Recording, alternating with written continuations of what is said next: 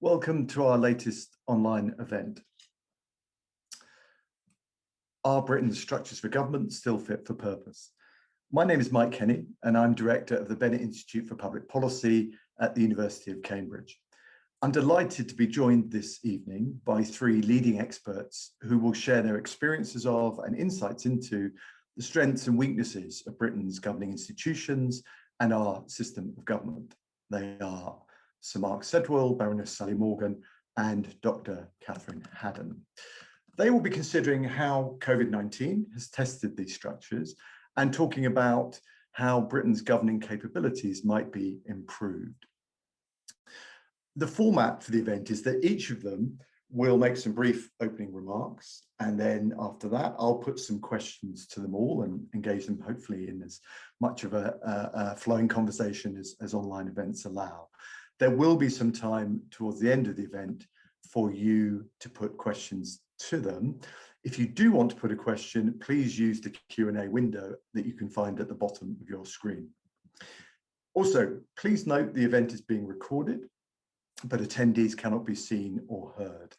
And we will post the recording of the event on our website and our YouTube channel afterwards. If you like tweeting, please use the Twitter handle that will appear shortly in the chat. So our first speaker this evening is Sir and Lord Mark Sedwill, who has had a distinguished career, first as a diplomat and then as a senior civil servant. He served as Cabinet Secretary and Head of the Civil Service from 2018 to 2020. He also served as the UK's National Security Advisor from 2017 to 2020 and was before that Permanent Secretary at the Home Office. So, Mark, over to you. Would you like to kick us off this evening? Well, Mike, thank you very much. Good to be with you and really looking forward to the discussion with my colleagues, Catherine Haddon and Sally Morgan. Should be a good session. Let me start. The question is, are our government structures fit for purpose? And of course, it is always tempting in a seminar like this to start by saying, well, of course they aren't, and here are all the things that are wrong with them. And if you look at the press and the news, then you would naturally tend to that position. But I want to start by looking at some of the positives. If you compare British governance as a whole to our counterparts around the world, and we had an academic study done on this a few years ago by InSize, it was led, if I'm allowed to mention this, at the Bennett Institute by the Blavatsky School of Government at Oxford. And that compared the effectiveness of British public service as a whole, British governance as a whole, to our counterparts and competitors around the world, and the UK. It was done independently, and the UK came out overall at top. The previous year, I think we had been second. And if you look at some of the successes, even of the past year, the vaccine distribution, put aside the development of the vaccines, the distribution of the vaccines, the management of that, the use of new technology in that, actually many of the public service responses to COVID, the management of people who needed hospital treatment, the provision of ventilators, the preparations, actually about a year ago now, for releasing the first lockdown and ensuring businesses were in shape to operate in a COVID secure way. And if you ask the public, then levels of trust in public servants, including in civil servants, are at record levels, and civil servants themselves have record levels of engagement when we look at them in staff surveys. So actually, overall, I think we should start by reminding ourselves we have a great deal to be proud of in the way that British governance as a whole works. But if you look at that same InSize index, there are several countries who are well ahead of us on digital governance and indeed on diversity. And those are areas we know we must address.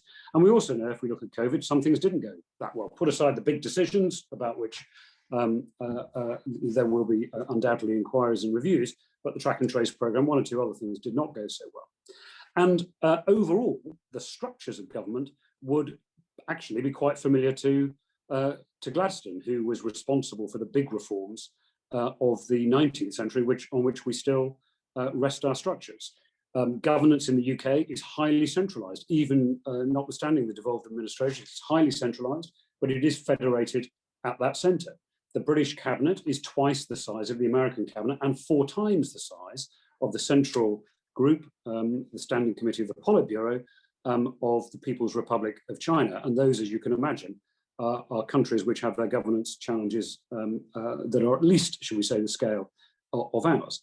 3/4 of the senior civil service and all of the ministers are based in London. And government, therefore, and I set this out in more detail at a lecture at the Blavatnik this time last year, actually a little later than this summer last year, is too metropolitan, too siloed, and too focused on the preoccupations of the Westminster and Whitehall village. But the biggest issue, I think, for British governance is the relationship, particularly post-Brexit, between Westminster and the devolved administrations, and the degree to which a mature and stable settlement of the Union is necessary for effective British governance. So I think there are 5 issues that we need to address. I mean, there will be others, but there are 5 issues I think we should address. First, we should streamline the centre of government. We should go down to about a dozen government departments, like most of our counterparts around the world, and that would undoubtedly improve both the quality and the effectiveness of Whitehall. We need to really stabilise the relationship between the UK government and the devolved administrations, and that does also mean addressing the governance of England and the relationship between Westminster and the counties and regions in England, and get more of government outside London. Good to see the Treasury going to Darlington, but why aren't departments going to Edinburgh and to Glasgow and to Belfast and so on? Within central government, we need to strengthen the horizontal structures so that they are as strong as the vertical structures of the departments. We've had several goes at this. Tony Blair's joined up government, which Sally Morgan might want to mention.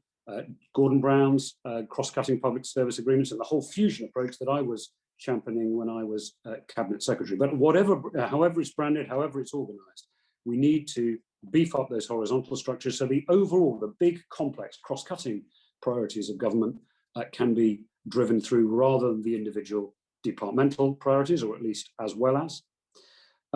Fourth, government should recognise in a complex modern economy and society, its key role is as convener and catalyst, rather than always reaching for legislation, regulation, and those rather blunt tools of the previous century. Much of what we can do can be done by convening, by catalysing, by using communications and leadership to get other stakeholders to align with the objectives, and that aligns well now with what is dominant, increasingly dominant in the corporate world, what is known as the ESG agenda, the environmental, social, and governance agenda within the corporate world. And we need to think about how government reacts with the public, with the private sector, and indeed the third sector.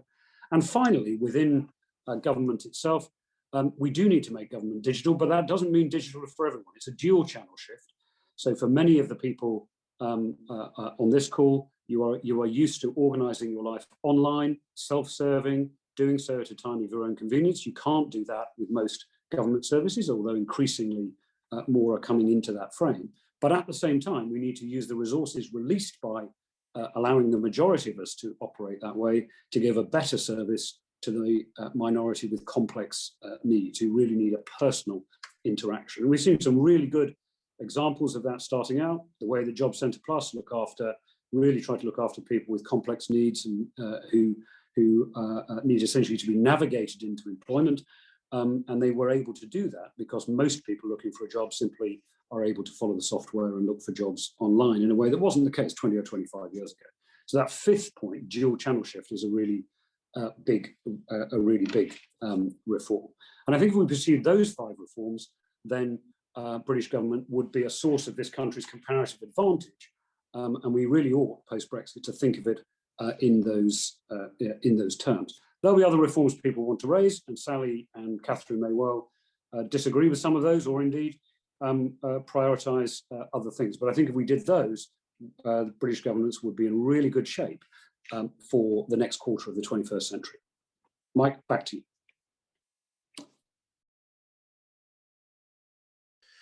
Thank you very much, Mark. So in our conversation, I will certainly pick up on some of the different challenges that you've raised there. Let me just introduce our other contributors. Baroness Sally Morgan is Master of Fitzwilliam College at the University of Cambridge, She has had a distinguished career in politics and public policy. She's a Labour member for the House of Lords, was appointed Director of the Political and Government Relations by Tony Blair in 2001, and was Minister for Women and Equalities. And Dr Catherine Haddon is a Senior Fellow at the Institute for Government, where she leads its work on Parliament and government. As one of our most respected and authoritative experts on these and related issues, her views are in great demand across the media, and I know she's been very busy again in recent days. She is a former lecturer in the history of intelligence. So Sally, could I ask you to share a few initial thoughts with us? I mean, I would sort of just add to what Mark said, because actually I agree pretty well with what he said. And I suppose my view is that COVID has shone a light on some of the strengths and some of the weaknesses. I start on the basis that I think that interaction between Whitehall and the outside world, if you like, is a very good thing. And I think in the time I was involved, and I did 8 years at Number 10, we tried very hard to try and do more of that. I suppose the absolute bottom line is there has to be clarity and transparency in rules, and we have to be clear what's being done.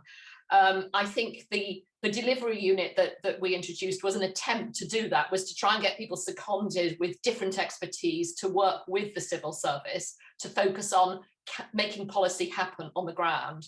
And I think the powerful part of that delivery period was the involvement of everybody else, so all the sectors, so people from the private sector, people absolutely actively involved in the delivery of, for example, the health service on the ground around the country, and they were some of the most powerful people to have around the table, and also the third sector. And I think similarly on the strategy unit, that was to try and get people in with who could do blue sky thinking in an unencumbered way. I think that was possibly less successful. I think the additional point I would make further to what Mark said is that I think there's an assumption that political input can be dangerous. And actually my experience is that sort of quality political input, and again, transparent quality political input, helps the civil service and actually makes for good decision making, as long as people understand that their roles are different and are complementary. And I think done well, it aids, it helps translate to people what politicians are looking for. The rider on that is that it's got to be clear what politicians are looking for. And, you know, if I had to make a point at the moment, I think if I was in my previous job of many years ago, I would struggle to think, what is it that I'm actually there to really try and follow through? And you've got to have clarity in order for civil service, political aides, and everybody else to do the delivery. Final point I'd make is that I think COVID has shone a light negatively on devolution, because I think, you know, devolution is not deciding things in the centre and then telling regions, nations, regions, local communities, this is a decision, now you get on and do it.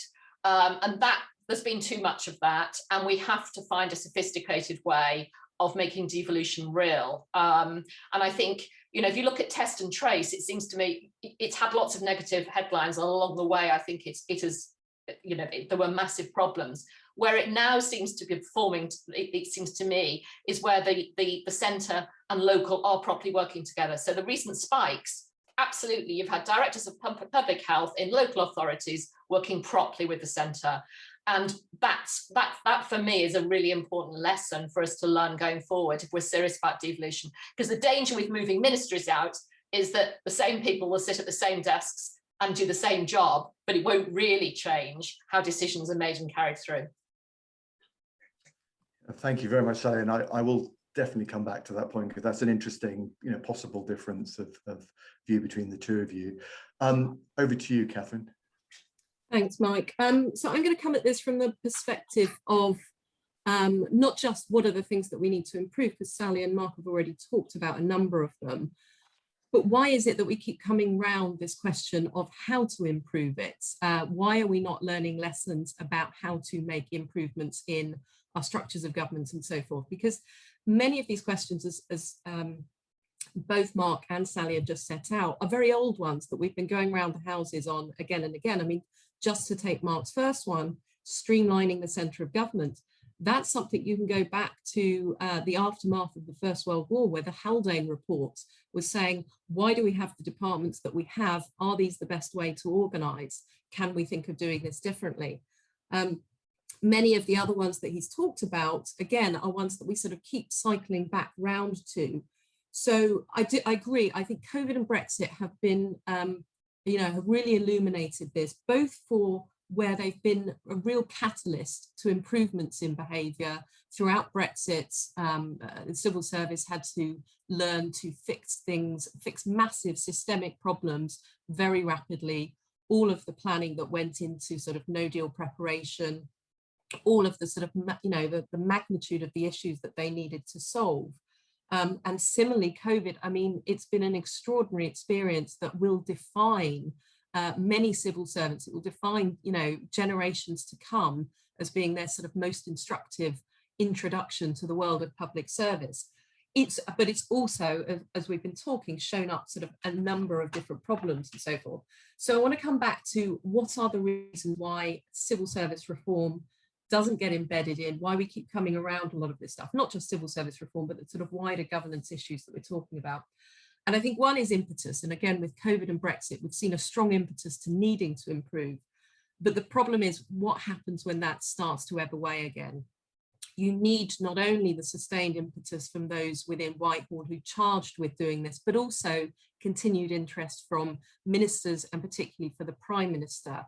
Oftentimes you see them getting really interested in this, but then it starts to ebb away again.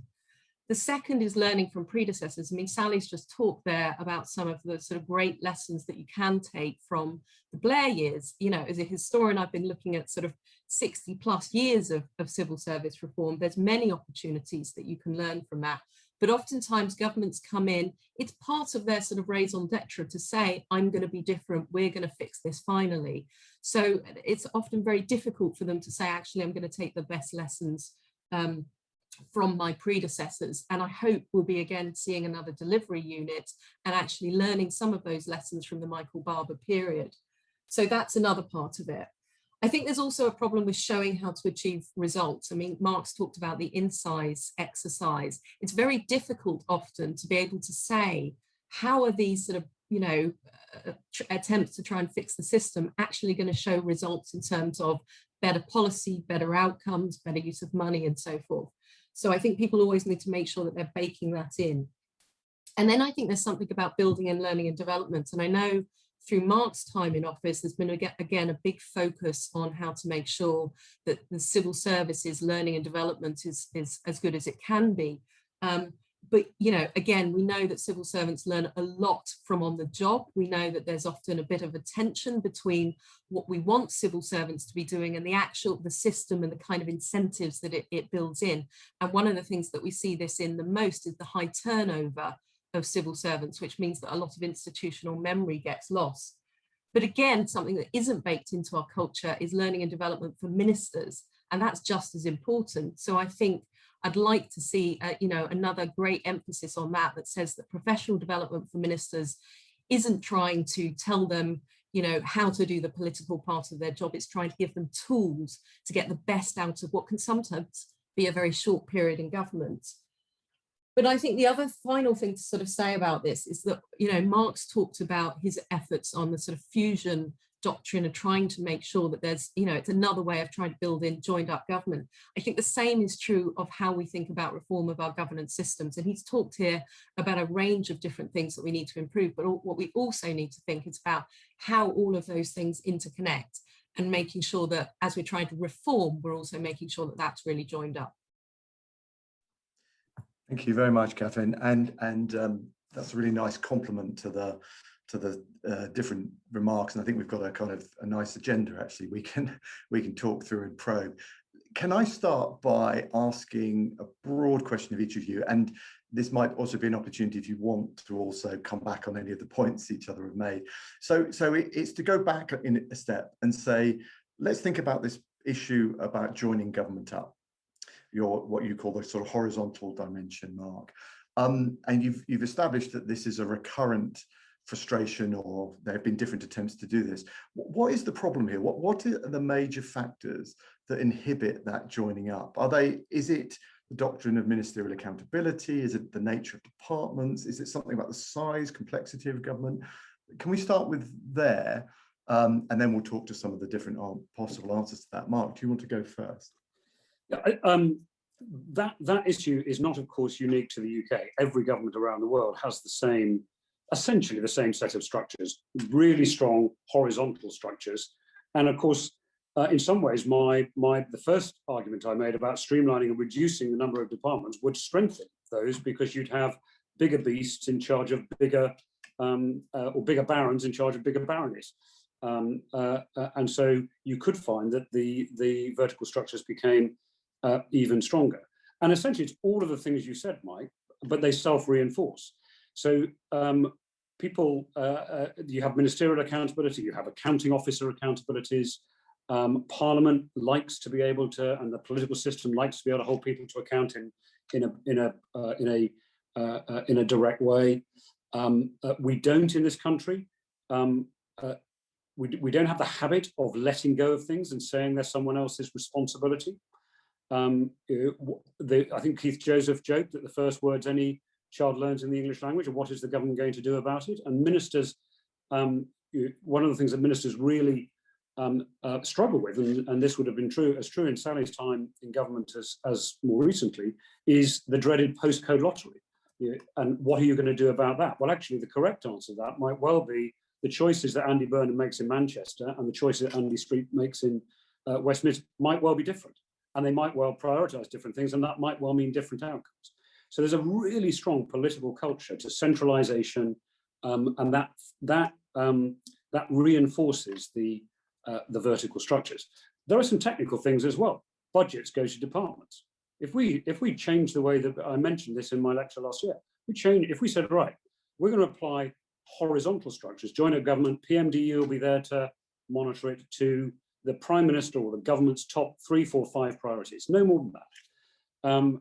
And we're really going to insist that Whitehall works its way, whether it's through the fusion mechanisms or whatever, around those, and the budgets are going to follow that way. And only when we've given the really big budgets to those things will we start allocating out the departmental budgets. You would start to see, I think, some changes. So there are some technical things that would change, but it is really strong inherent in political and governance culture, not only here but elsewhere. It is also one of the things that really inhibits us from dealing with the most complex issues, because the most complex issues that affect our citizens are cross-cutting. And I once joked with the Prime Minister that I worked for, there are only 2 places government really joins up. That was with the 2 of us, Cabinet Secretary and the Prime Minister, and with the citizen, who gets essentially a holistic experience of government. And everything else in the middle is complexity. And often our most challenged citizens are the people who have to navigate most of that complexity, and that isn't right either. Thanks. Can I just come to you, Sally? Just, I mean, the same question really, but I think particularly that from the kind of political side of it, that the role of ministers in this and how ministers understand, I suppose, the political incentives for a minister within this system as well. Well, I mean, I guess that it builds on something Mark just said, which it seems to me, if you have to start to deliver in this area with a really clear government agenda and priorities, and people have to be held collectively accountable for delivering those priorities. And the problem is, if you haven't got that, then it becomes very siloed in departments on both the political side and i.e. the ministerial side, but also the civil service. I mean, they all just feel, I've got to watch my back, I've got to show that we're delivering, and don't feel part of delivering the whole. And I think in terms of organisation, actually, I think it is an area where government could learn from the private sector much more in terms of having both a mixture of horizontal and vertical organisation, but can work in a more complicated way. I also think there's a bit of a tension between, if you like, the old style accountability of, and we certainly suffered this, of kind of everything's got to go through the cabinet committees, otherwise, and then the minutes say absolutely nothing and nothing really changes, but government is being run properly. So we've also got to accept that there has to be some change, and we have to be a bit braver about doing things differently. And I'll just give you one anecdote, actually. When I was involved, we set up Sure Start, and it was really interesting. And the way we really set up Sure Start was to get women ministers together with sandwiches at lunchtime to work out how we were going to do it. And they didn't care actually who was the lead department particularly, and they didn't care, they were quite happy to tip their budgets in. And they came, and I'm sorry, Mark, but they came with their files from a perm sec saying, we've got to have it. This is the budget. You watch our backs. And they said, to hell with that. We're not going to do it. And because actually we want this to work because we really believe in it. And it was just, but it took a completely outside the system way to kick that forward. And I think, you know, if I think about bits of work that, you know, Mark knows Louise Casey very well, the stuff that Louise did never would have got delivered in a formal way in a departmental structure, because it had to be bold and ambitious and work differently. So you know, less is more for me, and clear priorities, and then actually Prime Minister and Cabinet Secretary have to work together to deliver the priorities and hold people accountable. Thank you. Those are really interesting examples, aren't they? Can I come to you, Kath, and just, I suppose, put the big why, you know, what's the problem here? And then maybe also we'll pick up some of your comments about civil service and civil service reform. Thanks. Yeah, I mean, you know, you could argue that this is a historic tension of cabinet governments, that, you know, we have these separate departments. It's the nature of cabinet governments. Each of the members of it, you know, are politicians in their own right and so forth. I don't think that's it. I don't think it is just about the sort of the nature of the government that we've got and so forth. I think Sally's really kind of put her finger on the issue. It's that age-old problem that if you've got a bad system that isn't incentivizing you, good people who find the right incentives can work around that system. But you're never going to design a system when the incentives are always not right for working together. And so I think it's an accumulation of lots of different incentive problems. I mean, we can learn a lot from the private sector, but I'm sure every organisation has challenges of working sort of collectively. It's part of human nature. You know, we end up in our different blocks. We're trying to get our jobs, you know, done. We've got personal incentives. We've got sort of bureaucratic incentives, all of these kind of things. So I think you've got to really think about how you shift the culture from ministers all the way down to making sure that, you know, junior officials feel emboldened to just go and get in touch with whoever they need to get in touch with.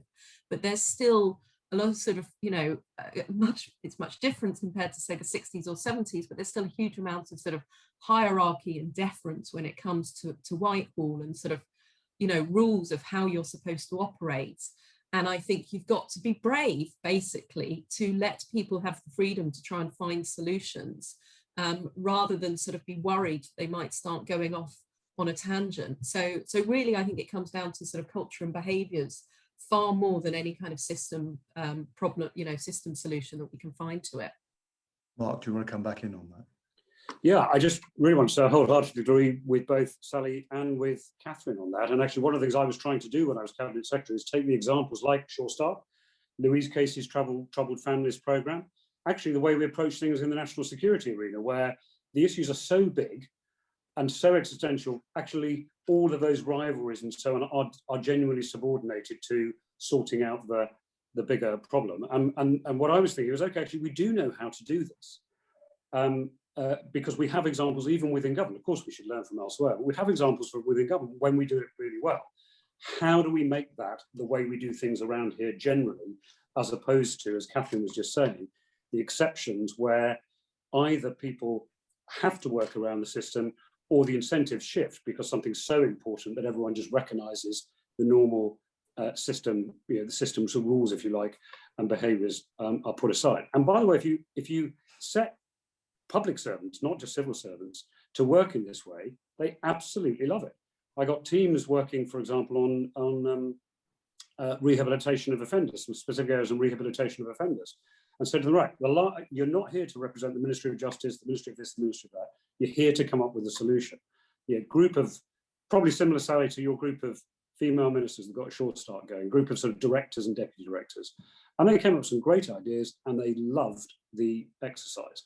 So public servants, whether they're actually politicians or sort of professional civil servants, really want to work in this way.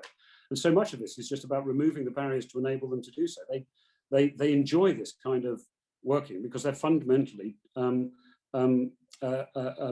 goal-oriented people. They want to achieve things and they want to make the country and the citizens' life better.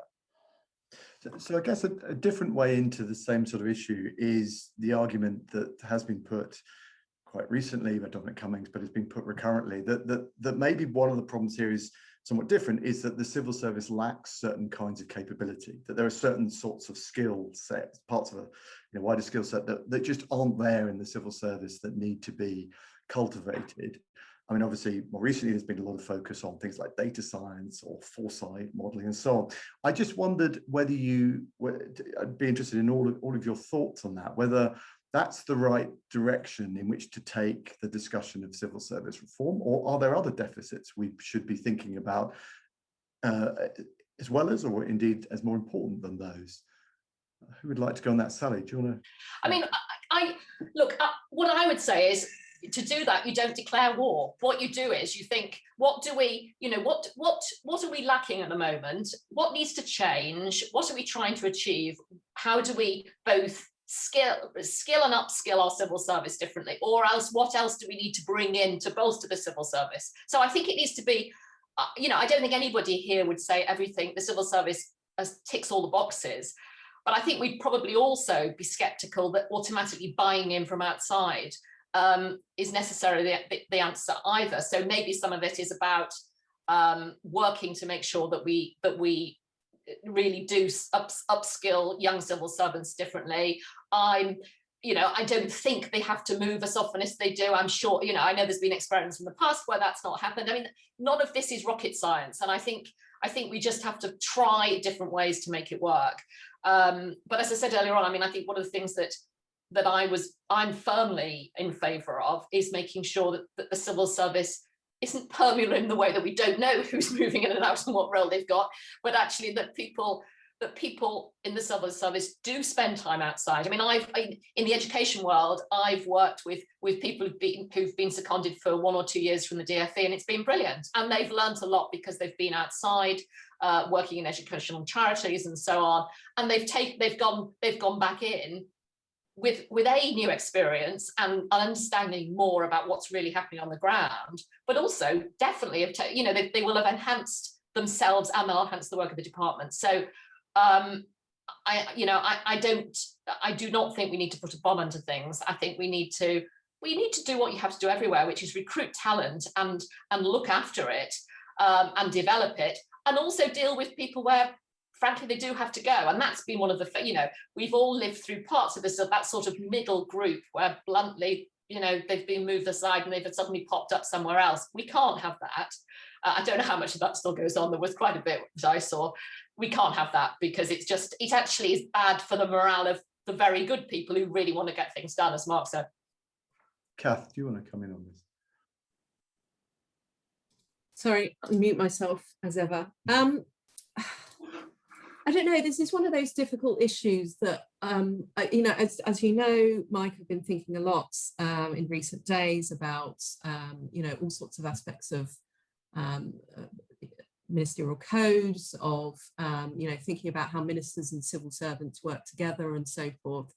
The point about sort of turnover of skills, I mean, it's really coming in this question about when we're talking about civil servants coming in from the private sector. And I think all three of us agree that movement between private and public sector, different walks of life, getting different skills in and so forth is really important. But yet we still keep coming back around to this problem of what are the right incentives that you put in place for civil servants? What's the right sort of pay and progression to make sure that you're getting good people and putting them in the right place? But also, how do you make sure that you have the right people in the right places? And I think that's much more about sort of capability as it is about sort of recruitment and training and so forth, which is, it goes back around to this problem about institutional memory and turnover and so forth. The civil service has this long problem that it talks a lot about skills, but it doesn't necessarily talk about knowledge. And the best asset it has, and the thing it spends a lot of money on, are the people.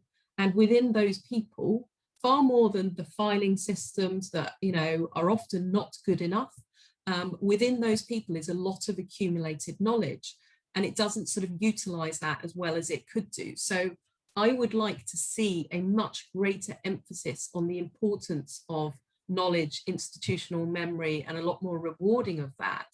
So we're not just talking about skills, we're also sort of thinking about experience and deep policy understanding, because again, I mean, bringing this problem back to what we're talking about, I mean, yet again this week, social care has been in the agenda. Will it make it into the Queen's speech? We've been talking about social care for so long, and successive governments say that they're going to fix it. It's one of these really long-term sort of policy thorny issues. It's all about joining up different systems. It's everything that we're talking about at the moment. And yet within that, there's sort of not enough iterative learning of, okay, well, how do we fix these thorny problems? There's also a lot of problems about how do you incentivize the politicians to want to solve it, given it's going to be so hard. But there's still that problem about sort of, you know, knowledge, experience, and so forth, and not trying to just go yet again around the sort of the policy development wheel and try to start things all, you know, from the beginning rather than learning over time. Great. Can I just pick up on the couple of points that were made earlier about centralisation, and in particular, Mark, you said quite candidly there that governments are too metropolitan. I think that was the term you used, and I think all of you sort of agree that perhaps too inward looking as well. So I'm just curious as to, well, one thing is, what's the answer to that? And I know you've already indicated you think moving bits of some central government departments out to different parts of the country is one bit of that. Is that a substitute for? Is that the same thing as devolution? Is one question. And then I think the other thing is there a sense in which Whitehall needs to engage differently with different levels of government across the UK, both devolved governments, but also perhaps the system in England? Can I put that to you first, Mark, because you talked a bit about that? Sure, thanks. I mean, just by the way, I am absolutely not suggesting that moving people out of Whitehall is the answer. I think it is a useful part of a much broader answer to getting central government, and I don't just mean civil servants, I mean ministers, because if you don't move ministers, then actually you only end up moving the back office in the end, or it all drifts back again. But actually getting people spending their lives in a different environment to the Westminster and Whitehall village. And I think it's not so much getting them out of London, it's getting them out of the Westminster and Whitehall village, which is a very enclosed world that obsesses about its own preoccupations, almost to the exclusion of everything else that's going on elsewhere in the country. And that, I think, is the thing that we need to ventilate. Yeah, I grew up as a countryman, and I live in the countryside, and I would find I would be one of a very small number of people who, in any policy discussion, could say, it's a bit different if you're away from a metropolitan area. That isn't the way that it affects people whose nearest shop is 5 miles away, who only have 3 police officers in 50 square miles, or whatever it might be. And there just isn't an organic understanding of the tapestry of the United Kingdom in a highly centralised. London, of course, we're a centralised country just because of the dominance of London, but it's highly centralised within London, within Whitehall. You don't even get the diversity of London reflected in Whitehall, let alone the diversity of the rest of the country.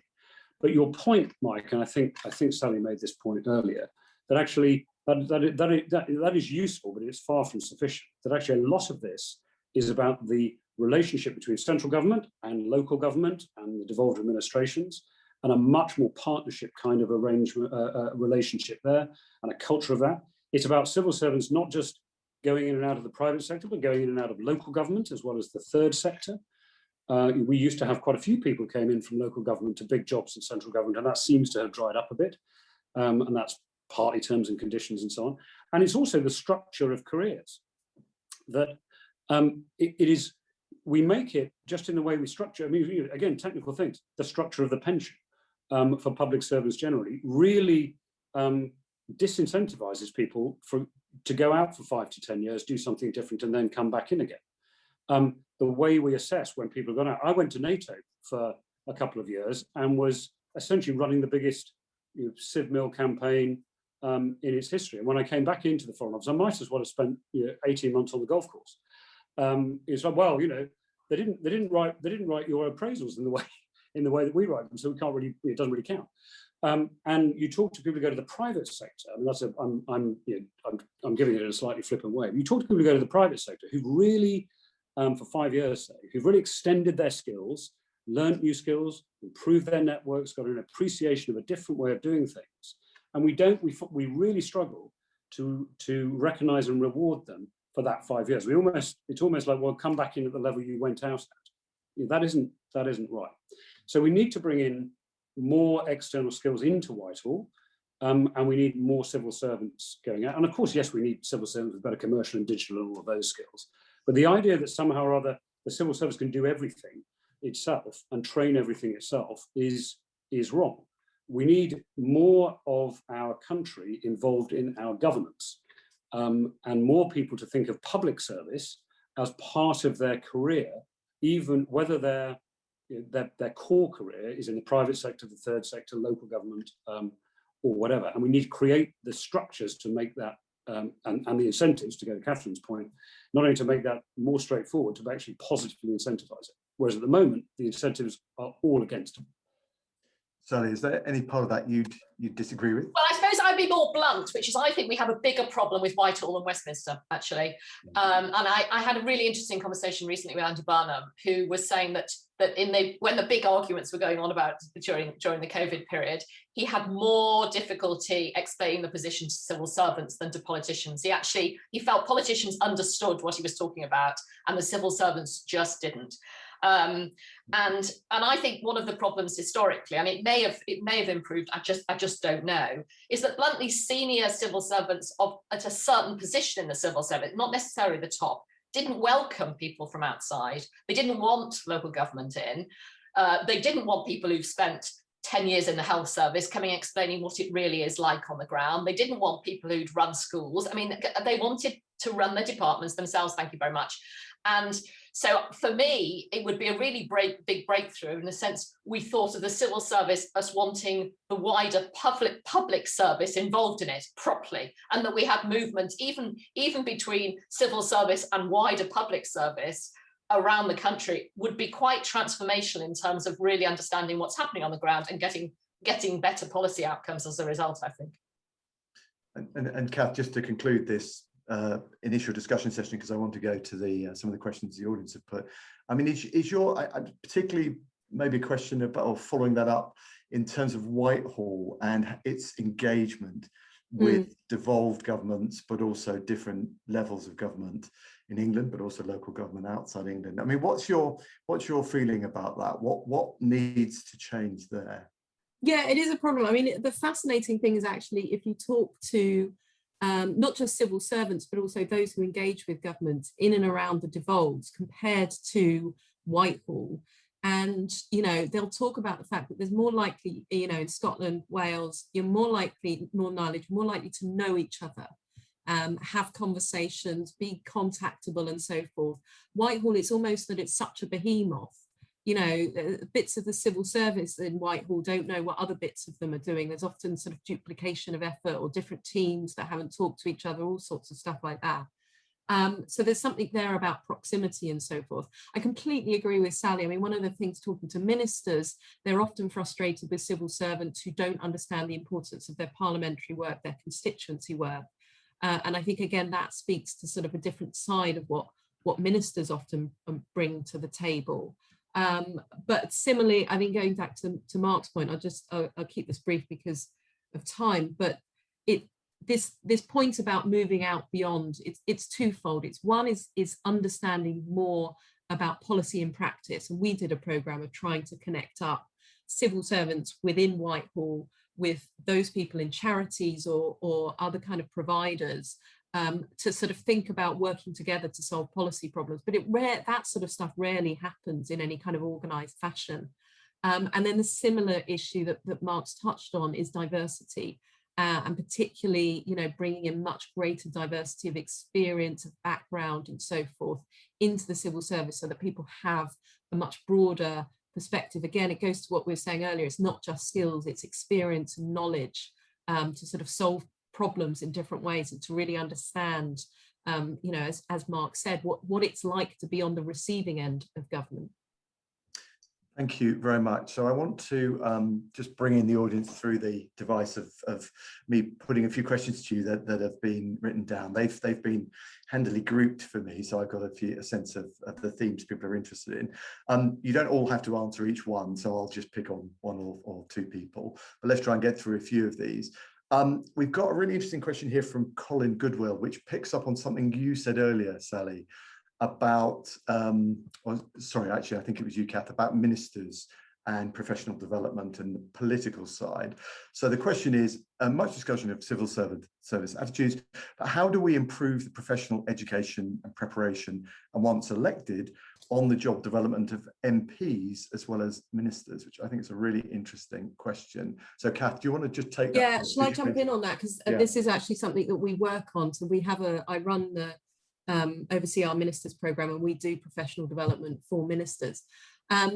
One of the issues is actually something we've been talking about. Whitehall is quite impenetrable, and its ways of working can be very mysterious to people. And I think that speaks to a lot of what we've talked about, but it also does speak to when you're a new minister coming in, actually learning some of this stuff, even, you know, what a write around is, which is this way of departments trying to figure out, you know, the sort of who's on this patch in this particular policy area, submissions, why they turn up the way they do, what a whole department, you know, the rest of the department is doing, the role of the Treasury, the sort of controls that they have, and the sort of, you know, the process you have to go. There's a lot there which is quite difficult for anyone coming in from the outside to understand. So I think part of that is about Whitehall can do better of trying to help people understand what it's doing, thinking about that. Government generally can do better about being transparent about its processes and so forth. But I go back to the issue that I started with. We've got to make sure that the incentives are there, that it's okay to learn stuff, and it's okay to actually want to develop yourself, to ask questions. Some of this stuff does seem very strange when you're first coming to it, so do ask basic questions. And then throughout your ministerial life, want to do better, because you're going to want to achieve and so forth. I mean, the problems stem from the top. Reshuffles aren't often about performance, they're often about politics. So there's a real, if we really wanted to do it properly, there's a whole culture shift that needs to happen from the top, but that's probably a discussion all on its own that we could have. Do either of you two want to come in on this question? Yeah, Sally, go. Well, I don't necessarily, I mean, I don't necessarily agree with you about reshuffles. There's a bit of that, but I only bad ones in my view. I mean, I think there's, look, I think we need to end up, we need to have some very basic stuff like providing mentors and you know, to support people. Actually, Mark will find when he starts in the House of Lords, it's better than the Commons, in the sense that there's an expectation that it's a crazy place, and you've got to have it explained to you, and that's fine. And people are encouraged to literally sit there and just watch for a bit. And I think we throw MPs into this bear pit. And consequently, a lot of them almost, in my view, retreat into constituency work and don't really engage sufficiently in Westminster, which means that we lose what they should be bringing to Westminster. So, you know, I think it's time to really think afresh about a lot of the way we conduct ourselves actually within Westminster.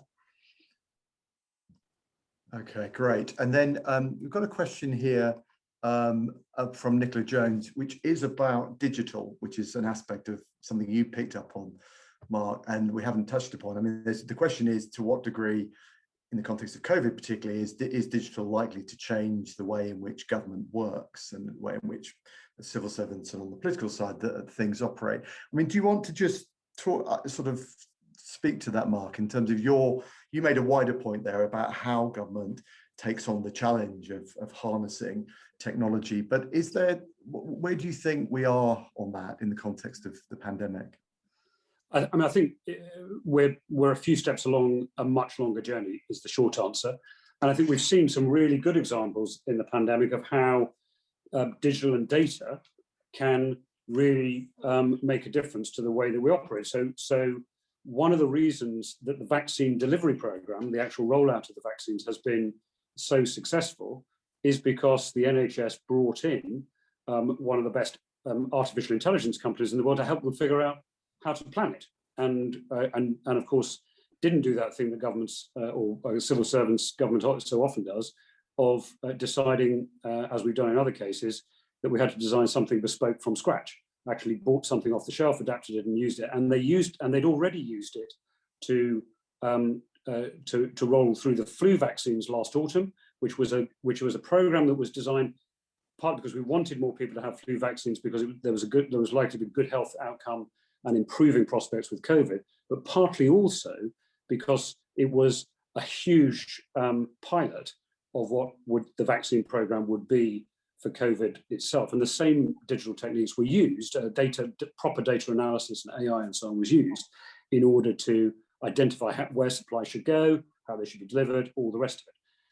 And even before that, they'd done it in terms of bed management within the NHS at an earlier phase of the crisis to identify where the hotspots were in data visualization. So all of those things are happening already and need, as they are in business, to become central to the way government does things. There is a but, and the but is that you don't need them in the cabinet room, or you don't need very many of them in the cabinet room. And the temptation will be to centralize even more.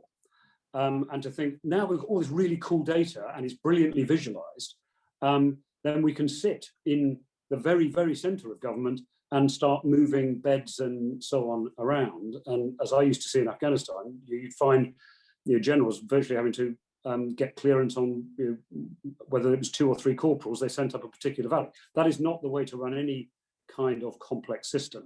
So as well as using these digital and data tools, and I've already talked about digital delivery to the citizen, so I won't repeat that point, but as well as using them to improve the way that government operates, you've got to, at the same time, enforce a culture of devolution of decisions, delegation of decisions to as close to the front line as possible. And that's also why the vaccine thing worked, because as I think Sally was saying earlier, we finally got directors of public health and NHS and people on the ground, and that blend of the central and the national. And the temptation with data will be to go in the other direction. And my word, we'll make some enormous mistakes if we do that. And just one other very quick point, it was really to pick up a point earlier on this cultural point. One of the things I really pushed, it was one of the proudest things I had in my time there, was the National Leadership Centre, which is where we got civil servants and other public servants together, Sunningdale for slow learners, for those who are familiar with the old National School of Government. And we created a top 300 instead of a top 200 of just civil servants to widen their exposure and improve their networks into the rest of the public service. And the purpose of that, so when it's good for everyone's development, good for communication, good for that, but also when the pressure's on, you already have the relationships to pick up the phone and say to someone, I need your insight into this. I need your help with it. I need to know what this is going to be like on the ground. And it's a deliberate attempt to shift the culture. And hopefully we're seeing more of that happen as a result of the response to COVID as well.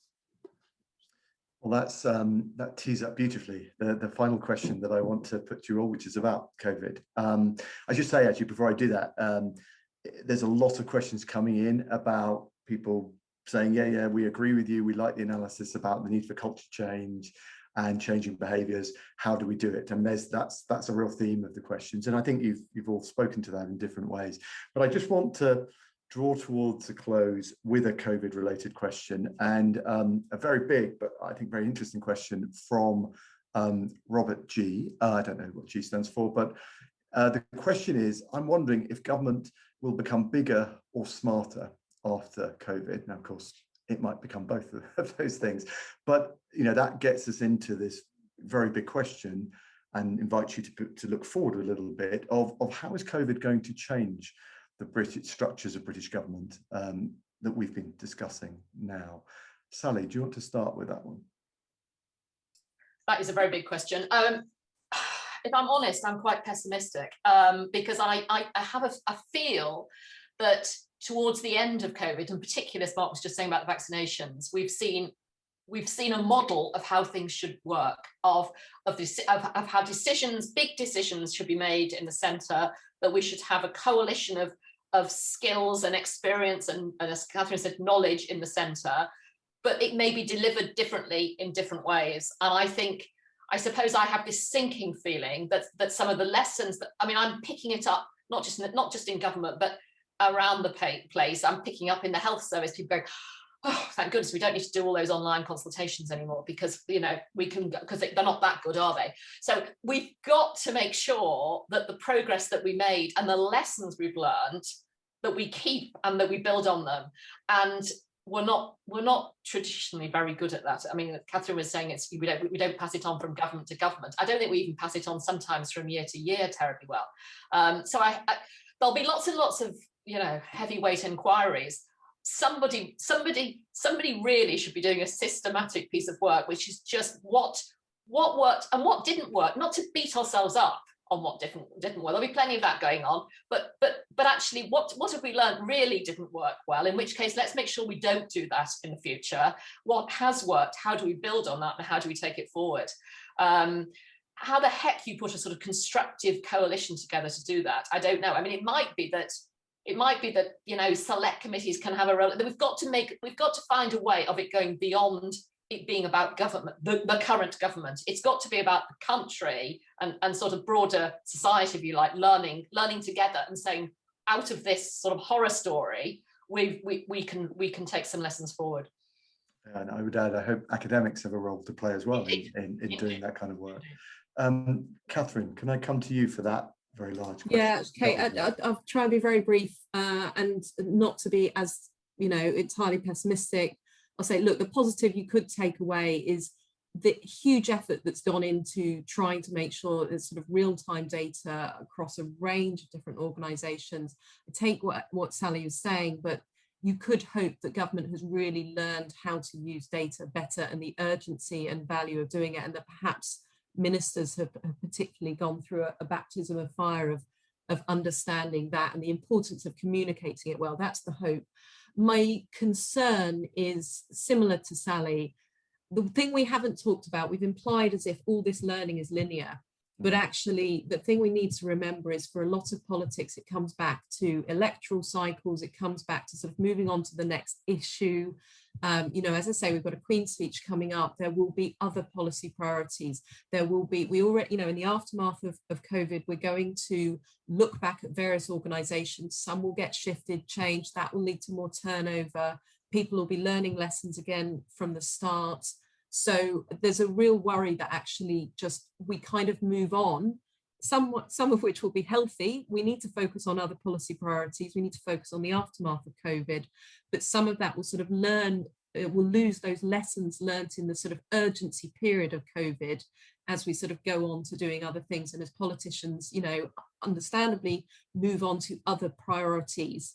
I worry there that we won't learn the lessons. Thank you. So Mark, a brief final reflection from you.